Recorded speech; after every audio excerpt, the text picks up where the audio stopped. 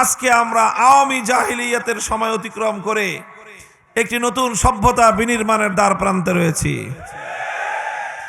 এই আওয়ামী জাহিলিয়াতের কবর রচনা করে প্রকৃত অর্থেই যদি এ জাতি সফলতা চায়, উন্নতি চায়, প্রকৃত স্বাধীনতার মুক্তি চায়, তাহলে সেই আবার নতুন করে আরেক জাহিলিয়াতের কর্মসূচি দ্বারা এ জাতির মুক্তির কোনো সম্ভাবনা নাই। হে জাতি, যদি মুক্তি চাও, যদি প্রকৃত স্বাধীনতা চাও, যদি নতুন করে আবার উন্নতি চাও, বিশ্ব দরবারে যদি মাথা উঁচু করে আত্মমর্যাদায় বলিয়ান হয়ে মাথা উঁচু করে যদি দাঁড়াতে চাও, আল কোরআনের ঘোষিত বিশ্ব নবীর 4 দফা কর্মসূচি ছাড়া বিকল্প নাই।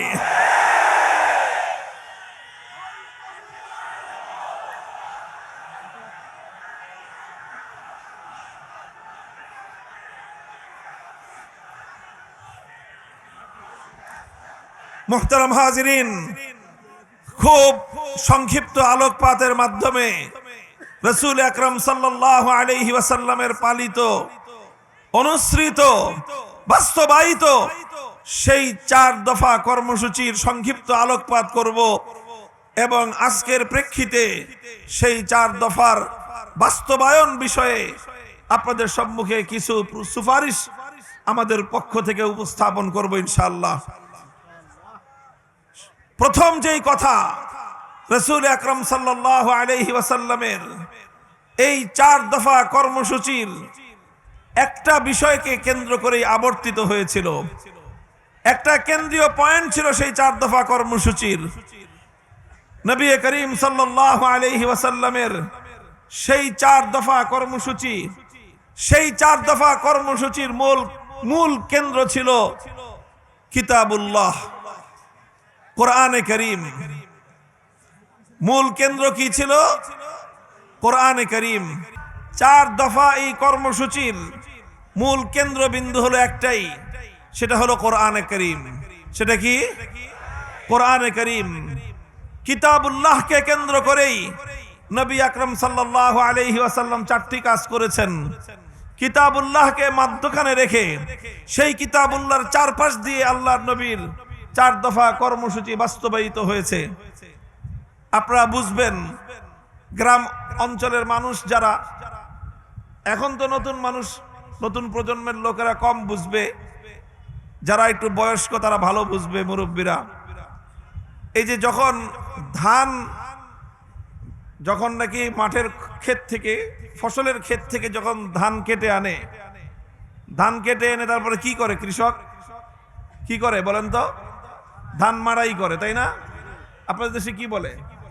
ধান মাড়াই করা। এখন তো মেশিনের যুগ চলে আসছে। এই বেশি দিন আগেও না, অল্প কিছুদিন আগের কথা বলতেছি, তখন তো মেশিন ছিল না। তখন ধান মাড়াই করতো গরু দিয়ে। ধান মাড়াই করতো গরু দিয়ে। মানুষের বাড়ির উঠোনে, অধিকাংশ কৃষকদের উঠানেই এরকম গরু দিয়ে ধান মাড়াই করা হতো। তো গরু দিয়ে ধান মাড়াই করতো কিভাবে? 3টা 4টা গরু একটার সাথে আরেকটা গলা দিয়ে রশি বাঁধতো, তারপরে মধ্যখানে একটা খুঁটি গাড়তো, এই খুঁটির সাথে সেই রশিটা বেঁধে দিত, আর এরপরে এই গরু হাঁকায় দাও। এখন গরু যতই দৌড়ায় ওই খুঁটিকে কেন্দ্র করে চারদিকে তাকে ঘুরতে হয়, এর বাইরে যাওয়ার সুযোগ নেই। এইভাবে যেরকম 4টা গরুকে কেন্দ্র করে মধ্যখানের একটা খুঁটি, এই খুঁটিকে কেন্দ্র করে এই গরুগুলো যেরকম ঘুরতে থাকে, আর এই প্রক্রিয়ার মধ্য দিয়ে যেরকম ধান মাড়াই হতে থাকে, তো ওই মধ্যখানের খুঁটিটাকে যেরকম সেন্টারে রেখে সারাদিন চক্কর খায়, ঠিক তদ্রূপ আল্লাহর কোরআনকে মধ্যখানে রেখেই ইসলামের সকল কর্মসূচি আবর্তিত হয়েছে। এই জন্য কোরআনকে বাদ দিয়ে, কোরআনকে কেন্দ্রে না রেখে, কোরআনকে কেন্দ্রবিন্দু না বানিয়ে কোন প্রক্রিয়ার মধ্য দিয়ে মানব সভ্যতার উন্নতি হতে পারে না। রাসূল আকরাম সাল্লাল্লাহু আলাইহি ওয়াসাল্লাম আল্লাহর কিতাবকে মধ্যখানে রেখে 4 দফা কর্মসূচি বাস্তবায়ন করেছিলেন। 1 নম্বর কর্মসূচি, আল্লাহর কোরআন বলতেছে ধারাবাহিকভাবে হুয়াল্লাযী বাআসা ফিল উম্মিয়্যিনা রাসূলাম মিনহুম ইয়াতলু আলাইহিম আয়াতিহি। এক নম্বর কর্মসূচি ছিল ইয়াতলু আলাইহিম আয়াতিহি, তিলাওয়াতে কিতাবুল্লাহ, উম্মতের সামনে আল্লাহর কিতাব তথা কোরআনে পাকের তেলাওয়াত করা। তেলাওয়াতে কিতাবুল্লাহ, কোরআনের তেলাওয়াত, এটা ছিল রাসূল সাল্লাল্লাহু আলাইহি ওয়াসাল্লামের প্রথম কর্মসূচি। এটা একটা মুস্তাকিল স্বয়ং সম্পন্ন কর্মসূচি। তেলাওয়াতে কিতাবুল্লাহ, বুঝে আসুক বা না আসুক, এর অর্থ এবং মর্ম ব্যাখ্যা কেউ বুঝতে পারুক বা না পারুক, সেগুলো পরের প্রশ্ন। শুধুমাত্র কোরআনের তেলাওয়াত, এটাই ছিল রাসূল সাল্লাল্লাহু আলাইহি ওয়াসাল্লামের সবচেয়ে বুনিয়াদী কর্মসূচি, প্রথম কর্মসূচি। জাহিলিয়াতের কুহেলিকা ভেদ করবার জন্য, জাহিলিয়াতের এই লৌহ প্রাচীরকে ভেঙে গুড়িয়ে দেওয়ার জন্য বিশ্বনবী মুহাম্মদ আরবি সাল্লাল্লাহু আলাইহি ওয়াসাল্লাম জাহিলিয়াতের বর্বরতার অন্ধকারের প্রাচীরের মধ্যে সর্বপ্রথম যে আঘাত এনেছিলেন, সে আঘাত ছিল আল্লাহর কোরআনে পাকের তেলাওয়াতের এই আওয়াজ ধ্বনি। কোরআনের তেলাওয়াতের মধ্যে আল্লাহ পাক রব্বুল আলামিন এই পাওয়ার, এই অ্যাকশন, এই প্রভাব আল্লাহ পাক রব্বুল আলামিন রেখে দিয়েছেন। অনেক মানুষ মনে করতে পারে বা অনেকে মনে করেও এরকম যে না বুঝে পড়লে, অনেকে আবার এটাকে একটু ব্যঙ্গাত্মক শব্দে বলে, তোতা পাখির মতো শুধুমাত্র মুখে ঠোঁট নাড়ায় আওড়ায় লাভটা কি? না, কোরআন সম্পর্কে এই কথা সঠিক নয়। এটা একটা বিভ্রান্তিমূলক কথা, এটা একটা মূর্খতাপূর্ণ কথা। কোরআন পৃথিবীর অন্যান্য গ্রন্থের মতো নয়। পৃথিবীর অন্য যে কোনো বিষয়বস্তুর গ্রন্থ, অন্য যে কোনো বিষয়বস্তুর বই পাঠ করলে, অর্থ না বুঝে পাঠ করলে কোনো উপকারিতা নাই। কেউ যদি সাহিত্যের বই পাঠ করে, অর্থ যদি না বুঝে, লাভ হবে না। কেউ যদি দর্শন শাস্ত্রের বই পাঠ করে, অর্থ না বুঝলে উপকার পাবে না। কেউ যদি বিজ্ঞানের বই পাঠ করে, অর্থ মর্ম না বুঝলে সে তার কোনো বৈজ্ঞানিক হতে পারবে না, বিজ্ঞান থেকে কোনো সে উপকৃত হতে পারবে না। কেউ যদি গল্পের বইও পড়ে, অর্থ যদি না বুঝে, গল্পের মাহাত্ম্য সে বুঝবে না। উপন্যাসের বইও যদি কেউ পড়ে, অর্থ না বুঝলে উপন্যাসের চরিত্রগুলোকে সে ধারণ করতে পারবে না। পৃথিবীর অন্য সব বিষয়ের বেলায় এই কথা প্রযোজ্য। অর্থ না বুঝে শুধু বই পড়ে গেলে কোনো লাভ হবে না, কিন্তু এক্সেপ্ট আল্লাহর কোরআন, একমাত্র আল্লাহর কোরআনে পাক, যেটা এমন এক কিতাব, এটা অর্থ বুঝে পড়লে যেরকম এর অ্যাকশন হয়, এর প্রভাব তৈরি হয়, অর্থ বুঝে না পড়লেও শুধুমাত্র কোরআনের তেলাওয়াত, এটাই এমন এক বৈপ্লবিক কর্মসূচি, মানুষের হৃদয়ের সমস্ত জড়তার দেয়াল ভেঙে গুড়িয়ে দিতে পারে। এই জন্য যারা পবিত্র কোরআনে কারীমকে অন্য সাধারণ গ্রন্থের উপর, অন্য সাধারণ পাঠের উপর যারা অনুমান করে বলে যে কোরআন না বুঝে পড়ে কি ফায়দা, কি লাভ, এটা তাদের অজ্ঞতা প্রসূত কথা। কোরআন বুঝতে হবে সেটা ভিন্ন কথা, কোরআনের মর্ম জানতে হবে সেটা ভিন্ন কথা, কিন্তু কোরআনের তেলাওয়াত এটা হলো একটা স্বয়ং সম্পন্ন কর্মসূচি, এবং এটাই হলো রাসূল সাল্লাল্লাহু আলাইহি ওয়াসাল্লামের প্রথম এবং বুনিয়াদী কর্মসূচি। এই জন্য আল্লাহ পাক যখন কোরআনের তেলাওয়াতের কথা বলেছেন, তখন এই শর্ত আরোপ করেননি যে কোরআন বুঝে তেলাওয়াত করতে হবে, বরং আল্লাহর নবীর প্রথম কর্মসূচি হিসেবে আল্লাহ পাক রব্বুল আলামিন দ্ব্যর্থহীন কণ্ঠে বলে দিয়েছেন, ইয়াতলু আলাইহিম আয়াতিহি হুয়াল্লাযী বাআসা ফিল উম্মিয়্যিনা রাসূলাম মিনহুম ইয়াতলু আলাইহিম আয়াতিহি, তিলাওয়াতে কিতাবুল্লাহ। এটা হলো মহানবী সাল্লাল্লাহু আলাইহি ওয়াসাল্লামের প্রথম এবং বুনিয়াদী কর্মসূচি। শুধু অর্থ ছাড়াও কোরআনে কারীমের তেলাওয়াত এটা মানুষের হৃদয়ের মধ্যে প্রভাব তৈরি করে। আলহামদুলিল্লাহ, ইতিহাস তার সাক্ষী। আজও যদি কোনো মানুষ, যে কোনো ব্যক্তি ধারাবাহিকভাবে যদি শুধুমাত্র আল্লাহর কোরআনের তেলাওয়াত শুনতে থাকে, আল্লাহর নামের শপথ করে আমি বলতে পারি, তার হৃদয়ের বদ্ধ দুয়ারগুলো কোরআনের তেলাওয়াত যেভাবে খুলতে পারবে, পৃথিবীতে কোরআন ছাড়া আর কোনো কিছু নাই যেটা একজন মানুষের হৃদয়ের বদ্ধ দুয়ারকে উন্মুক্ত করে দিতে পারে। সিরাতের কিতাব, ইতিহাসের কিতাব, সিয়ারুস সাহাবা, সাহাবায়ে কেরামের ইতিহাসের কিতাবের মধ্যে লেখা হয়, আবু বকর সিদ্দিক রাদিয়াল্লাহু তাআলা আনহুর জীবনীতে লেখা হয়, বুখারী শরীফ সহ এই ওয়াকিয়া এবং এই ঘটনার বর্ণনা রয়েছে। একবার আবু বকর রাদিয়াল্লাহু আনহু মক্কা ছেড়ে তিনি চলে যাচ্ছেন। পথিমধ্যে মক্কার একজন আরবের একজন প্রসিদ্ধ নেতা সরদার ইবনুদ্দাগিনা তার নাম, ইবনুদ্দাগিনার সঙ্গে সাক্ষাৎ। ইবনুদ্দাগিনা আবু বকর সিদ্দিককে, আবু বকরকে জিজ্ঞাসা করলেন, কোথায় যাচ্ছেন? আবু বকর বললেন যে মক্কায় থাকবো না। কেন থাকবেন না?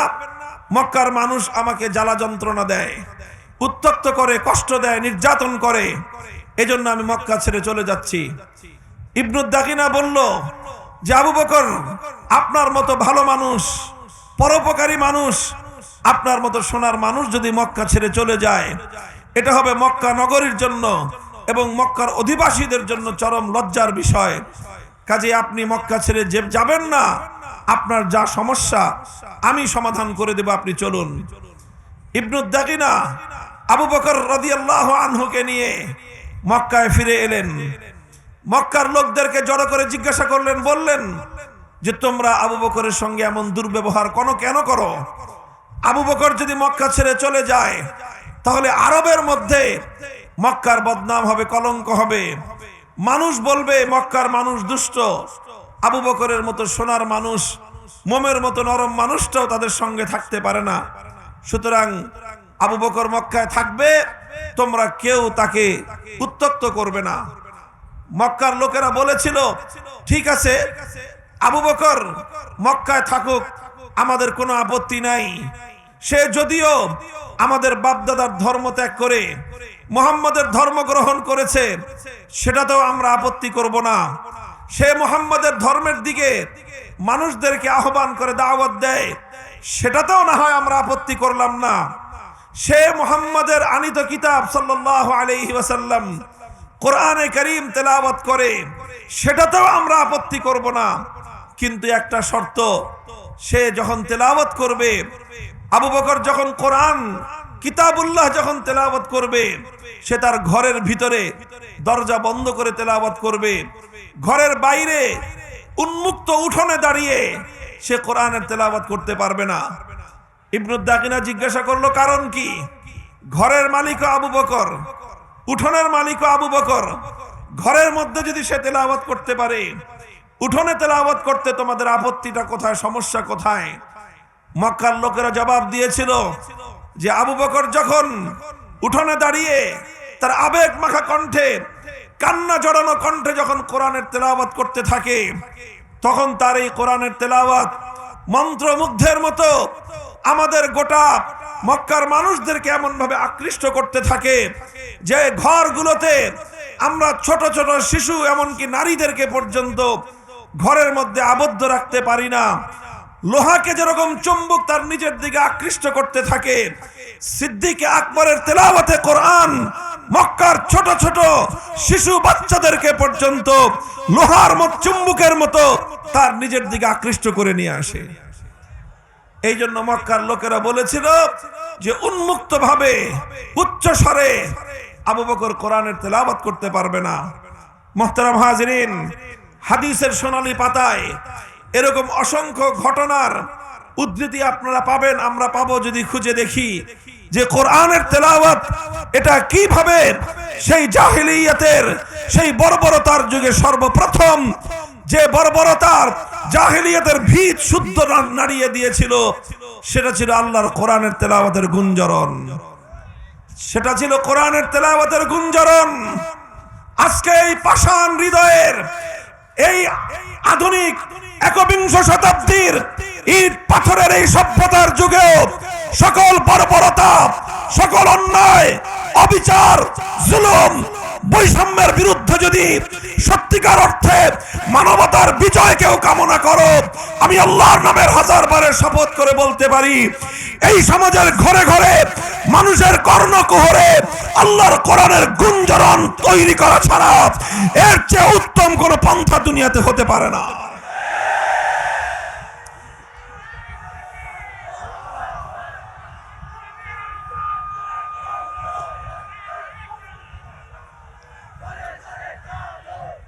আলহামদুলিল্লাহ, নবী আকরাম সাল্লাল্লাহু আলাইহি ওয়াসাল্লামের সেই কর্মসূচি তিলাওয়াতে কিতাবুল্লাহ আজ আমাদের সমাজে আছে, টিকে আছে, সীমিত পরিসরে হলেও টিকে আছে। সেটা টিকে আছে আমাদের এই মাদারেসে কওমিয়ার মক্তব এবং হেফজখানাগুলোর মাধ্যমে।